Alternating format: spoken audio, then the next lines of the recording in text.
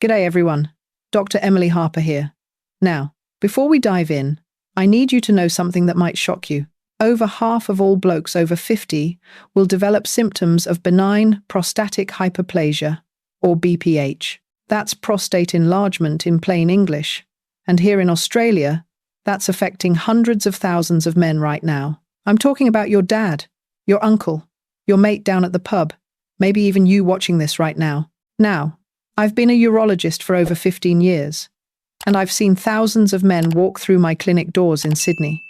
Some come in early, taking charge of their health. Others, they wait until they're getting up 5 times a night to use the dunny, struggling with a weak stream, feeling like they can never fully empty their bladder. And guys, I'm here to tell you it doesn't have to be that way. So today, I'm going to share with you the absolute best strategies to prevent prostate enlargement. These aren't just theories I read in a textbook. These are proven methods that I've seen work time and time again with my own patients. Real blokes, just like you, who've turned their prostate health around. And where are you watching from, by the way? Drop your location in the comments. I love seeing where you're all tuning in from. Right, let's get stuck into it. I'm going to cover 5 key strategies today. And trust me, by the end of this video, you'll have a proper action plan to keep your prostate healthy for years to come. But first, let me quickly explain what we're dealing with. Your prostate is a small gland, about the size of a walnut, sitting just below your bladder. Its job is to produce fluid that makes up part of your semen. Now, as you age, this little gland can start to grow. It's not cancer. It's not dangerous in that sense. But it can make life bloody uncomfortable. It starts pressing on your urethra. That's the tube that carries urine out of your body, and suddenly you're dealing with all those frustrating symptoms I mentioned. The thing is, most men think prostate problems are just part of getting older. They reckon, well, dad had it, granddad had it, so I'll probably get it too. And while genetics do play a role, which we'll talk about in a minute, there's actually a massive amount you can do to prevent or slow down prostate enlargement. That's what gets me fired up about this topic. You're not helpless here, mates. All right, strategy number 1, understanding your genetic risk and family history. Now, I know what you're thinking, Emily. If it's genetic, what can I do about it? Well, here's the thing. Your genes might load the gun, but your lifestyle pulls the trigger. Let me tell you about one of my patients. We'll call him Frank. He's a 6-7-year-old from Melbourne. Came to see me a few years back. His dad had severe BPH, ended up needing surgery in his early 60 seconds. Frank was terrified the same thing would happen to him. So we sat down and had a proper yarn about his family history. Turns out, 3 generations of men in his family had prostate issues. Now, knowing this didn't doom Frank to the same fate. Instead, it gave us a roadmap. We started monitoring him earlier than usual, made some strategic lifestyle changes, which we'll get to. And you know what? At 67, Frank's prostate is in brilliant shape. He tells me all the time, "Doc, I reckon I'm doing better than my mates who never thought about this stuff." The point is, if prostate problems run in your family, you need to know about it. Have that conversation with your dad, your uncles, your brothers. Ask them when they started having symptoms, if they needed treatment. This information is gold for your doctor. It means we can tailor your screening schedule, get ahead of any problems before they start causing grief. Early detection can make all the difference, and I can't stress that enough. Your heritage matters too. Studies have shown that Aboriginal and Torres Strait Islander men, as well as blokes of African descent, have higher rates of prostate issues. If that's you, mate, you need to be extra vigilant. It doesn't mean you're destined for problems, but it does mean you should be proactive. Strategy number 2, and this is a big one, diet and nutrition. Now, I'm not going to tell you to give up your weekend Barbie or your meat pies. This is Australia, after all. But there are some smart tweaks you can make that'll have your prostate thanking you. First up, let's talk about what to eat more of. Tomatoes are your best mate here. They're loaded with lycopene, which is this incredible antioxidant that's been shown to support prostate health. And here's a tip. Cooked tomatoes are actually better than raw ones because the heating process makes the lycopene easier for your body to absorb. So, pasta sauce, tomato soup, even a good old tomato relish, all excellent choices. Fatty fish like salmon, sardines, and mackerel are also brilliant. They're packed with omega-3 fatty acids, which have anti-inflammatory properties. Inflammation is one of the things that can contribute to prostate enlargement, so getting those omega-3 seconds in is crucial. I tell my patients to aim for at least 2 servings of fatty fish per week. Now, let's talk vegetables.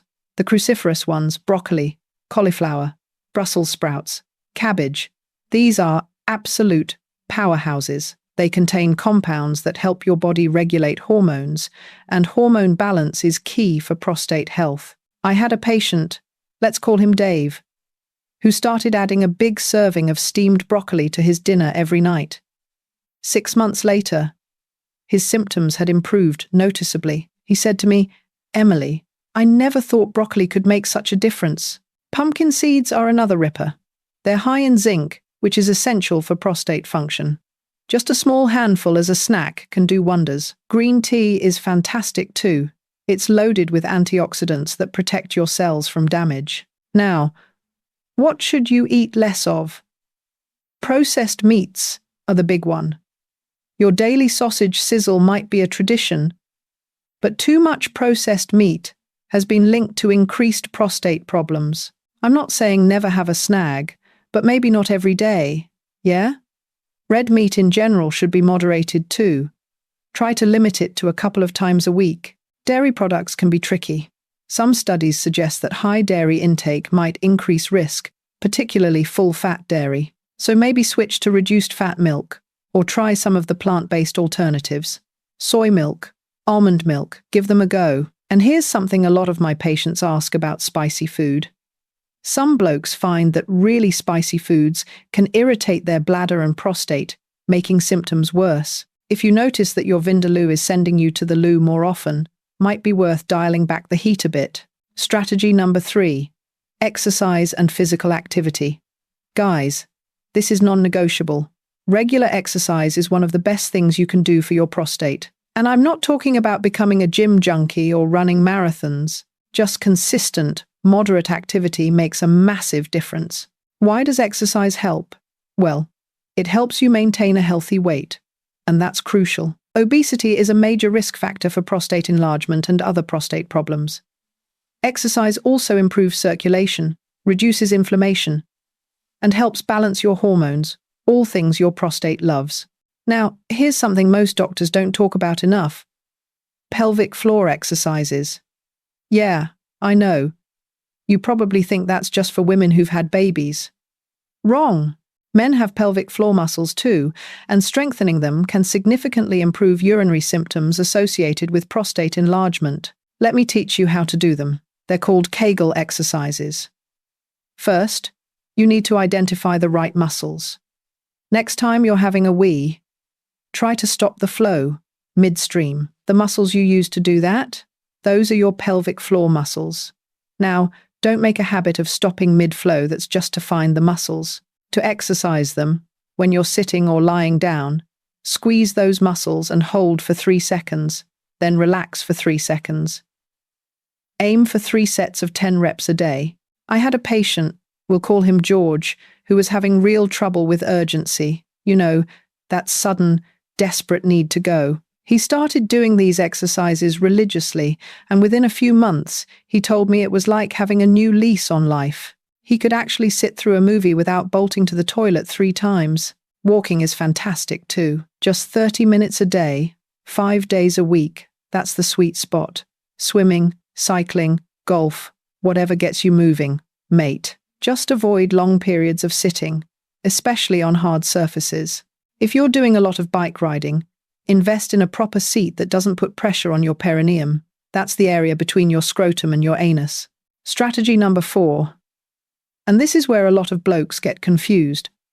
Hydration habits. Now, I get questions about this all the time. Emily, should I drink more water or less water? Won't drinking more make me go to the toilet more? Right. Here's the truth. You absolutely need to stay properly hydrated. Your body needs water to function. Full stop. but it's about smart hydration. Drink most of your fluids earlier in the day. Have a good amount with breakfast and lunch, then taper off in the evening. This way, you're not waking up multiple times during the night. Avoid drinking large amounts right before bed. Try to have your last proper drink about 2 to 3 hours before you turn in. And when you do drink, sip it slowly rather than sculling it down. This gives your bladder time to process the fluid gradually. Here's what you should be drinking. Water is king. Plain, simple water. Herbal teas are good too. Green tea, as I mentioned earlier, is particularly beneficial. What should you avoid? Caffeine and alcohol can both irritate your bladder and make you go more frequently. I'm not saying you have to give up your morning flat white or your evening beer, but be sensible about it. Maybe switch to decaf after midday and limit your alcohol, especially in the evenings. Fizzy drinks, soft drinks, sparkling water, these can also irritate the bladder for some blokes. If you're having symptoms, try cutting them out for a few weeks and see if it makes a difference. Now, I want to address something I see in the comments a lot. Someone asked, is there a relationship between water drinking and prostate enlargement? The answer is, drinking water itself doesn't cause prostate enlargement. What's happening is that when your prostate is enlarged, it affects how your bladder empties. If you're not drinking enough water, your urine becomes more concentrated, which can irritate your bladder and make symptoms feel worse. So staying hydrated is actually protective, not harmful. Strategy number 5. Regular checkups and early intervention. Guys, this is where a lot of Australian men fall down. We're notorious for being stubborn about going to the doctor. She'll be right, mate. That's the attitude that gets blokes into trouble. Here's what I recommend.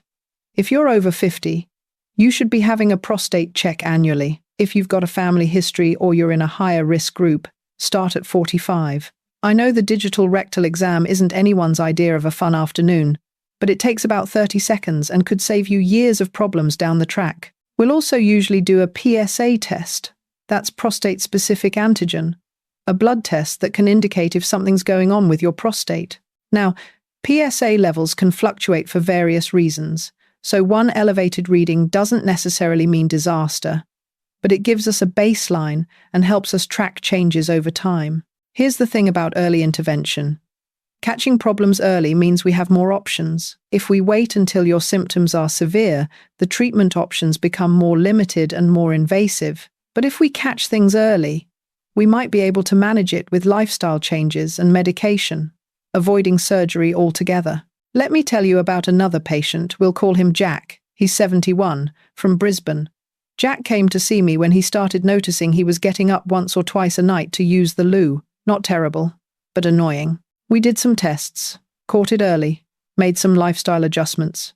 Basically everything I'm telling you in this video. Added more veggies to his diet, started doing pelvic floor exercises, cut back on his evening beers.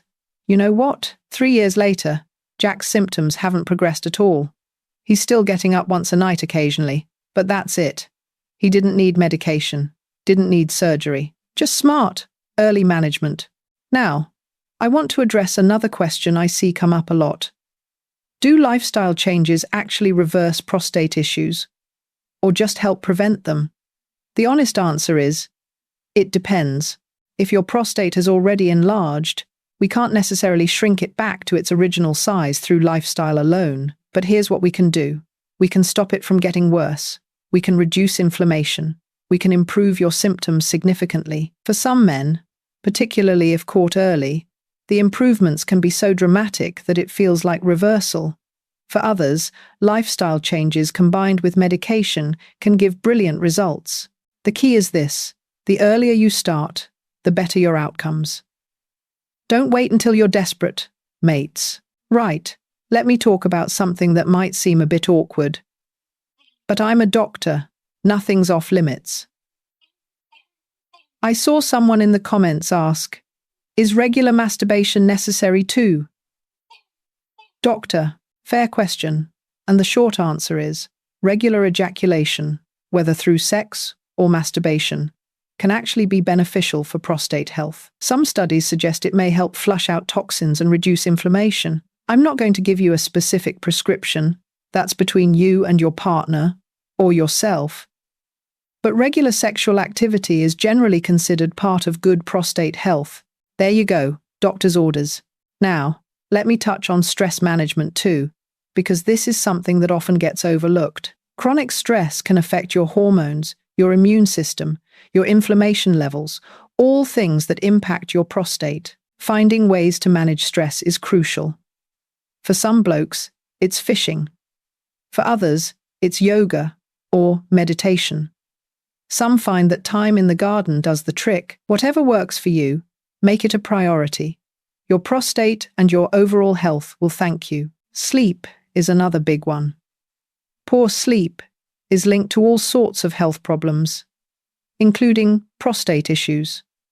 Aim for 7 to 8 hours a night. And here's a tip. If you're getting up frequently during the night to urinate, it's disrupting your sleep quality, even if you fall back asleep quickly. That's why all these strategies are so important. They're interconnected. I also want to mention supplements briefly. There's a lot of marketing around prostate supplements, saw palmetto, beta-sitosterol, pygium, all sorts of things. Some of my patients swear by them. The research is mixed. Some studies show benefit, others don't. If you want to try them, that's fine, but always tell your doctor what you're taking. Some supplements can interfere with medications or affect your PSA levels, which can confuse your test results. And never use supplements as a replacement for proper medical care. Here's something else worth knowing. Certain medications can affect your prostate or urinary symptoms. Alpha blockers can help relax the muscles around your prostate and bladder, making it easier to urinate. 5-alpha reductase inhibitors can actually shrink the prostate over time. If your symptoms are bothering you, have a chat with your GP or a urologist, like me. There are good options available. Now, I want to talk about what to avoid. Sitting for long periods is terrible for your prostate. If you've got a desk job, get up and move around every hour. Bike riding can put pressure on your prostate, not saying don't ride, but be mindful of your seat and take breaks.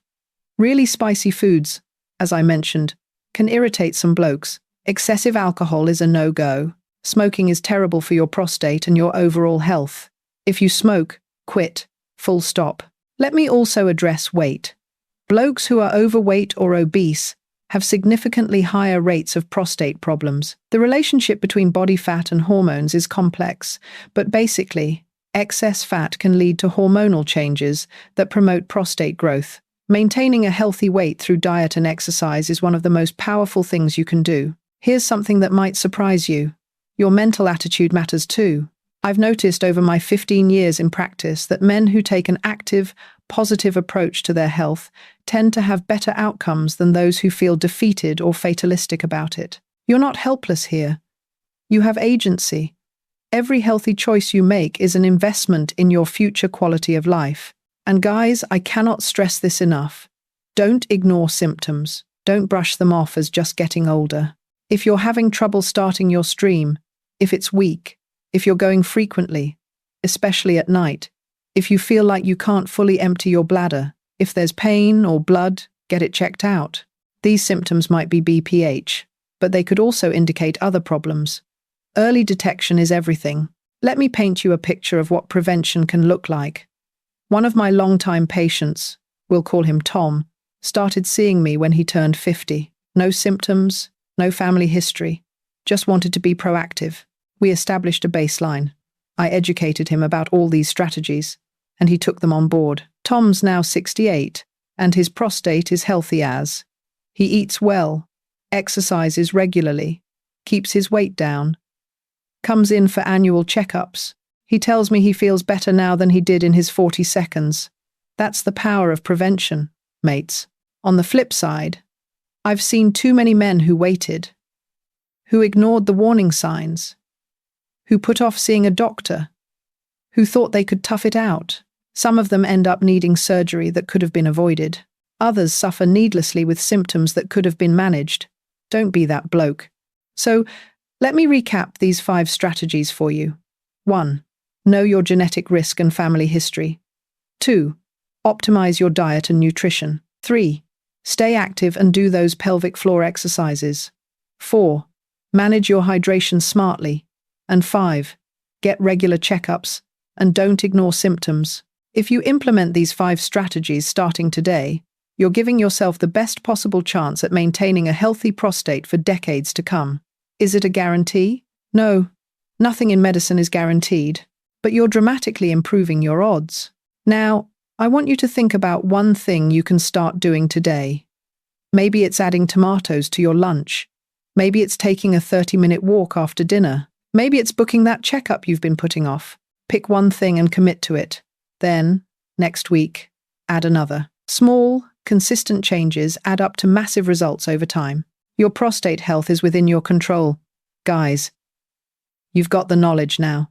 You've got the strategies. All you need is the commitment to follow through. And remember, you're not just doing this for yourself. You're doing it for your family, your mates, everyone who cares about you and wants you around for a long time. If you found this helpful, do me a favor and share it with the blokes in your life. Send it to your dad, your brothers, your mates. This information could genuinely change someone's life. And if you've got questions or want to share your own experience with prostate health, drop a comment below. I read them all, and I love hearing from you. Your stories help other men realize they're not alone in this. All right, mates, that's it from me today. Take care of yourselves, take charge of your health, and I'll see you in the next video. Cheers!